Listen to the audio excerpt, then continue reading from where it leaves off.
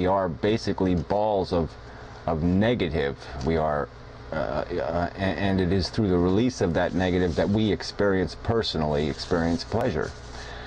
So, in theory, maybe there's nothing we can produce that would ever justify the cost of our existence. If you'll accept the notion that is the premise of my theory. I'm going over, so count this as part 2, I guess. That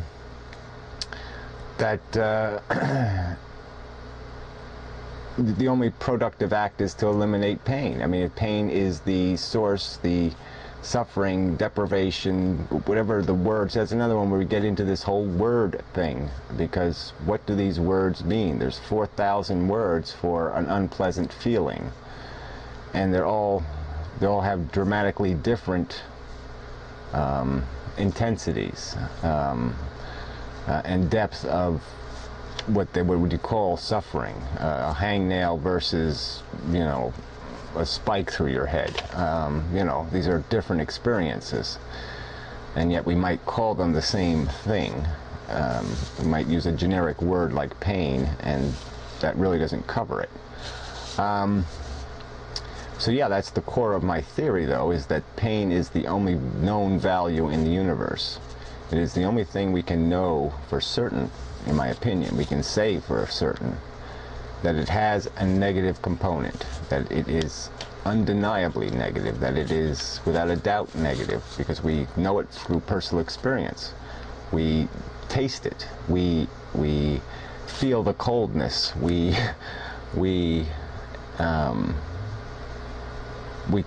qualify its existence through our own instruments, through our own senses. We are able to know this experience, and by knowing some part of this experience, we can say generically that this is a negative force. This is an unpleasant thing. This is a nasty. This is the root of all evil. Whatever you want, however we want to. Like I said, there's 4 million ways to describe this. I'm just saying that I keep using the term negative just because it seems everybody understands the positive-negative coalition, and I'm just saying that it's negative.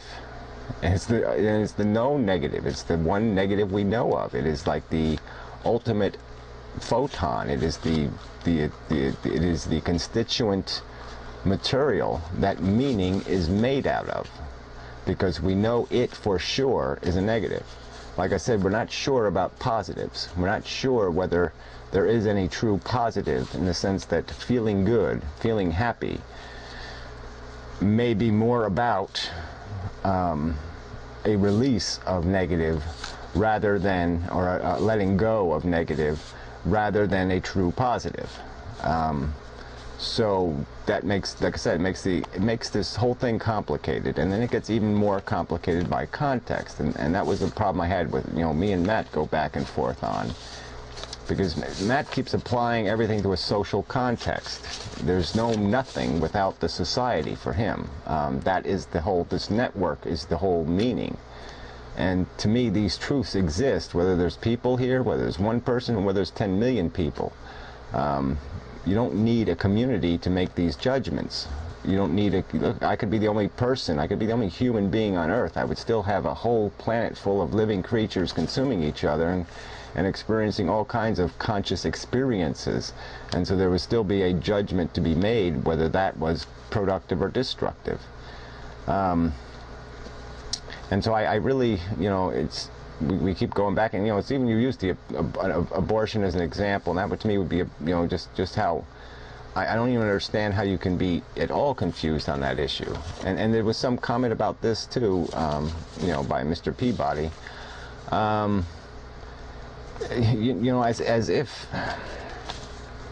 as if rocks and people were the same thing. As if somehow they had the same meaning, like a grain of sand and a human being are equals. No, they're not. One has a central nervous system. One produces this incredible, bizarre manifestation called consciousness. And that's what we're fucking talking about. We cannot be there's no parity. I could take if I had a tomato in my hand and I squashed it, I'm not squashing a thing with a central nervous system. I might be killing life forms, but I'm not killing significant life forms. I'm not killing meaningful life forms. All right, but if I had a kitten in my hand, then I have something that means something. It has meaning because it has that capacity to feel. It has that vulnerability. It has meaning that the other things don't have. And it is not human arrogance that says this. It is common factual sense. It has an attribute that the other things don't have. I have attributes that a rock does not have. And it is silly to, like I said, it's not about something being alive. It is about something being conscious and vulnerable through that consciousness. And so anyway, but like I said, I don't even know how there's an argument on abortion, because obviously the consciousness hasn't developed to any extent. If you, it's only an emotional reaction. I mean, you eat your dinner. The thing you ate for dinner had more conscious substance than a newborn baby, and it's just a fact of life. That is just a factual truth. A newborn baby isn't even capable of this elaborate consciousness, because its skull has been malformed to get through the birth canal. Its brain has been compressed. It is not functioning yet. It hasn't even put itself back together yet, going through the birth trauma.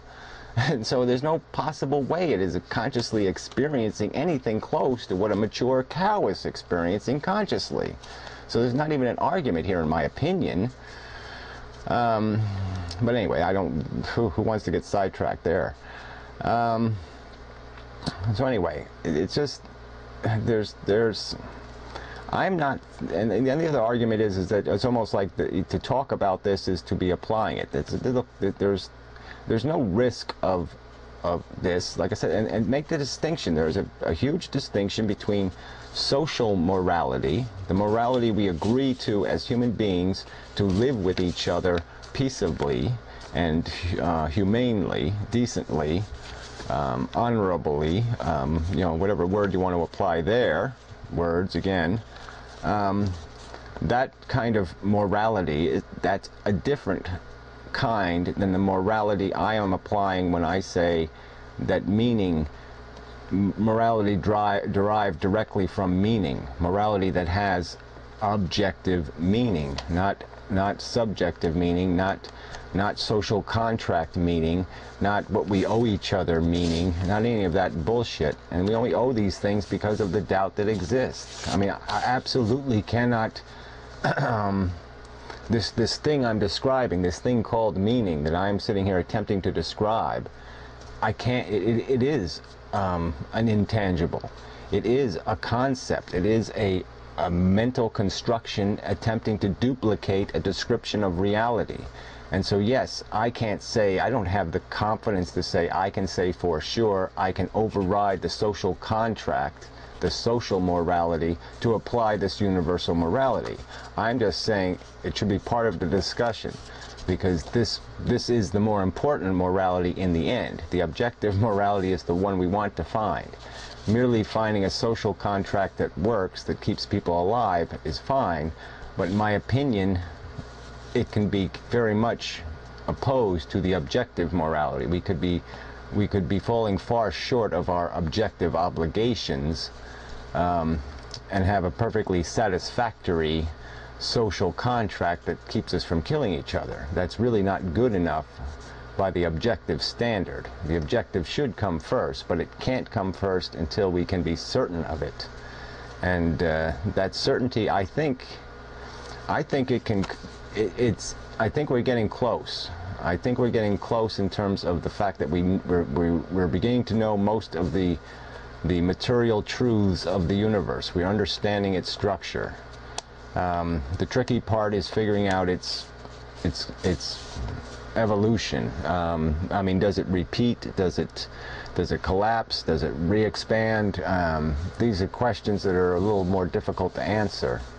And trying to figure out just how bizarre and unique intelligent life is in the universe. Just how, are we an aberration, or are we something that inevitably pops up in universes? And like I said, is there any the ultimate conclusion of all this would be to figure out whether we should be living to minimize the damage we do, or whether we might ultimately have a purpose, in that if we can control some part of the universe, control this mechanism, this the universe itself, whether exercising that power might be worth doing, playing God, because maybe, you know, if there is no God, somebody should be doing it. There should be some intelligent force controlling this mechanism, and that would be my argument, and I think I'm about out of time. So I don't think I'll go a third part, but we'll see what the responses are and see if I'll need to.